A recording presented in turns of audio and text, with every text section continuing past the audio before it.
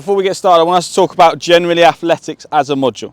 What can we do to make our athletics module to ensure that children are active as well as doing throwing events in all lessons?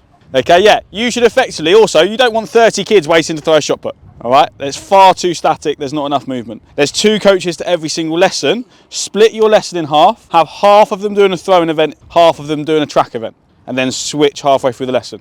Do you understand? And I want to see that in every single lesson you teach this summer. I do not want to see 30 kids come and sit down behind cones and then every now and then throw their object. So for example, if I was coaching with Ash, I may be doing shot put, Ash may be over the other side of the field doing some sprinting. Does that make sense? Halfway through, we're going to switch. And I want to see that everywhere, and that's within your planning. So they're doing nothing for more than half an hour, and they're also doing a track and a throw. Right, so we're going to do shot put first. Put your hand up if you've done shot put at school. Happy days. Put your hand up if you've coached shot put in a school. So not as many of us. Okay. As you can see, it's quite similar to our archery setup. We've got our weighting line, we've got our throwing line. The same safety protocol is applicable. Obviously, you don't want children walking out and having a shot put thrown at the back of them. When we're doing javelin, it's the same thing, but we've got to ensure this is done throughout. As you look across, so everything is colour coordinated as usual.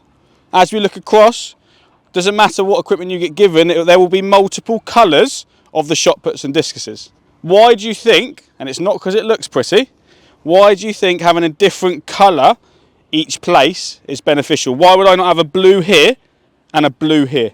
Yeah, okay, children obviously get very, very upset if they feel like someone took their equipment. So, for example, we've got 2 yellow balls, shot put, sorry, but the chances of that child and that child getting confused on whose shot put is whose are very, very slim. Okay, so just help yourself. You know they're going to be upset if someone takes their shot put. Set it up in a way that helps. What do you think our cones out further are for? Okay, distances or just points?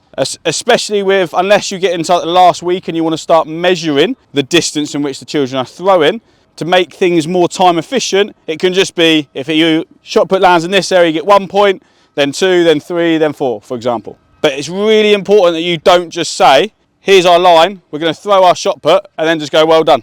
We've got to give them challenges, create different games, and that's what we'll play in a minute. George, up you come. As a group, I want to see if you can instruct George on how to throw his shot put correctly. Okay, good, he needs to be sideways on. Which hand are we going to hold the shot put in? Dominant hand, pick up the shot put in the dominant hand, please, George. What next? How are we going to hold the shot put? Oh! Right, so no, it's not to what you said. With shot put, your main aim is going to be making sure they do not throw it. Okay, so it's a throw-in event, but try and be clever with your terminology. Can we call it a push rather than a throw? If we call it a throw, the children view they've got to throw this round object that's slightly bigger than a tennis ball as far as I can. And they're going to throw it like we just did in cricket. If we call it a push, that is closer to what they have to do to get it successful. Okay? So don't refer to tennis ball throws, don't refer to cricket. But how is he going to hold the shot put? Hands up for fingertips, hands up for palm. Okay? I would have it in their palm. All right? How they do it at secondary school, there's different ways in which you can do it, but I would have it in their palm because, again, in a minute we'll get onto a teaching point in which they should be able to hold the shot put in their palm without their fingers. If you force them to not use their fingers, they can't throw it like a tennis ball. Okay, but we'll go on that in a second. So in your palm, George, we've already said it over here, it needs to be touching his neck. Okay, so he wants it against his neck. Yeah, good. So his elbow out the back, nice. What about his other arm? What are we going to get the kids doing with their non-throwing arm? Down this end for me, non-throwing arm. Okay, good aim. Where do we want, in our throwing events, where do we want to be throwing? Forwards, yeah. Okay, so good. We want to be going diagonally up. Again, when we think about getting it across the children, 45-degree angle makes sense to us and it makes sense to year 6, but it's not going to resonate with all the children. So what have we got here that we could say we want to aim over? The building. Just say that we're going to throw over the building. Most schools you're going to have trees and say you're going to aim to throw over the trees. Okay, but this arm you want to have at a 45-degree angle up. Elbow at the back. What are we going to get him doing now? Okay, at this point I'll just let him have a go. So remember we said with the cricket earlier, obviously I've overly explained it with you now to making sure we've got the points. We want to look at how we can get them throwing as quickly as possible and then how we can help them from there. So as far as bending any knees, momentum, all those kind of things, we can add that in as we go. Does that make sense? So just from here, sideways on, arm at 45-degree, elbow out the back, and we are looking to push and not throw. First person step forward in every line. I'd get the whole group getting themselves ready, but not throwing whenever they feel like it. You want to have control of your lesson. So now can everyone get themselves ready? And obviously now you can go along and help them. Other arm up. Good, elbow at the back. Front arm up higher, higher, higher, higher. Nice, elbow at the back, Abby. Nice. And when you're ready, then push. Oh, we got a few illegals. Okay, now you obviously need to check. So when you're doing your lesson, make sure by the time they throw, you're at one side, so you can clearly see that everybody has thrown. It's very easy, because this is repetitious, to just go, yeah, and collect, and then Zach down the end, because he's competitive, has waited for everyone to throw theirs first to see if he can throw the furthest. And you've now got all the class walking out, and Zach's going to throw it at the back of the head. Okay, so these are little things you've got to be really aware of. Okay, and then can we collect? Right, so little things. Do not get the children handing the equipment to the other child. Okay, it's just bad practice universally. Get them to put the shot put down, them to go to the back of the line, and then the next child to go forward. Does that make sense? When they're coming back, what will children do with the shot put that we didn't do because you're actually very mature? I was expecting one of you to do it. They'll throw them, they'll try and kick them. Okay, you've got to, were you thinking about it? Oh, you did it.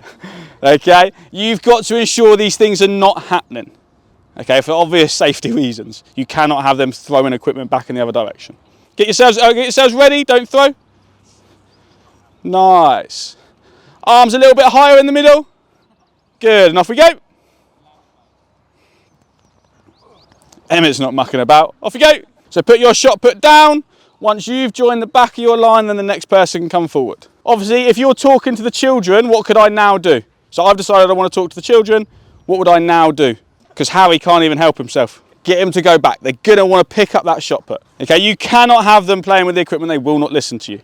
So we spoke about the difference between a push and a throw. What makes a shot put throw illegal? A lot of you are going to think about how you hold it. The biggest thing you'll see kids do is they'll bring it away from their neck. That's when they start going wrong. So from here, they'll bring it away from their neck, and then they want to bring their elbow around. Okay, so Emmett was on the right lines. Okay, so when we throw a tennis ball, if we threw it like a tennis ball now, it's not next to my neck, and I need to bring my elbow through as I go to throw.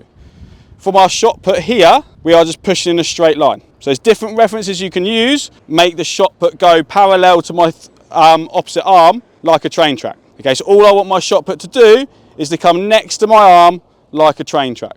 Does that make sense? If I didn't have the shot put, so remember we don't want them to be treating it like a tennis ball. If I didn't have the shot put, what's something really silly and cheesy that I'm doing when I do this?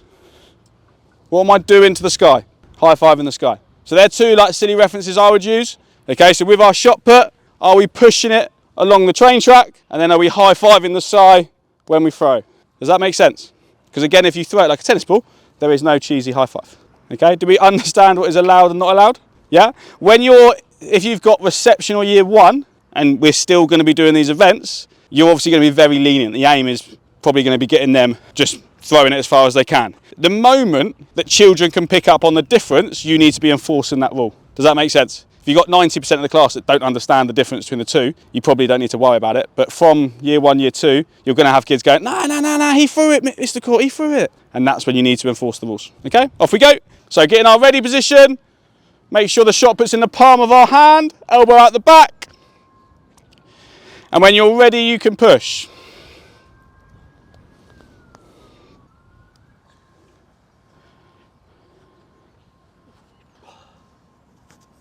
Did I say go?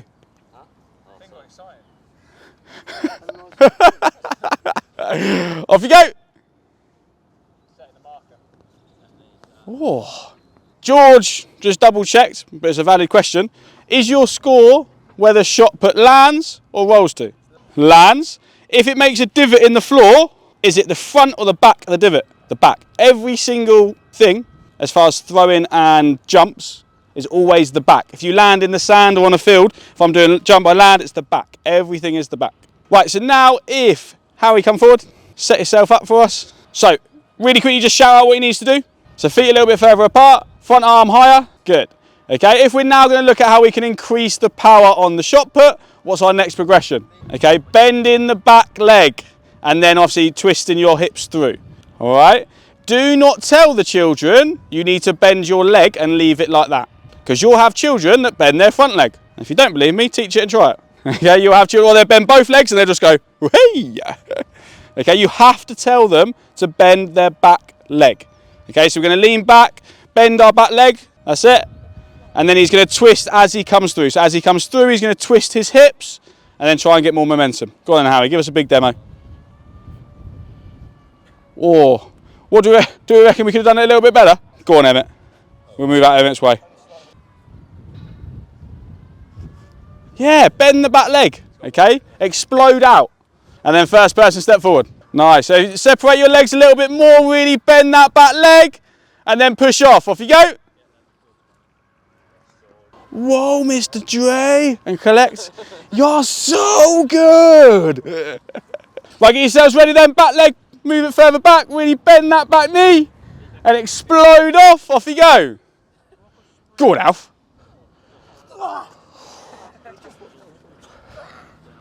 God, you beat Finley. Up, up, up, up, up, up, up, up, up. One go each. If you get in this section, -10. If you get it in this section, you can have 5. This section, you can have 15. No, don't make it hard now, no. 10, 5, 10, 15, 50 if you get that all the way. Obviously, with your scores with the children, be realistic based upon the age. If they're year 2 or year 3, it's going to be 1, 2, 3. Okay, if they're older, then you might want to make it more advanced so it sounds better. Just one go each. First person step forward. Right then, when you're ready then, bend that back leg, push off. That's a no throw right in the middle, Holly.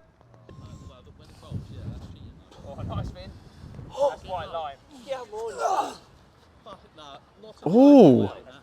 If you got this far, thanks for watching. I hope the video was of use. If you want to keep up to date, we're going to be posting lots on our YouTube channel moving forward. So make sure you subscribe. All of our socials will be down in the description below. And if there's anything specifically you want to see in the coaching sector, please put it in the comments and we'll be sure to make a video.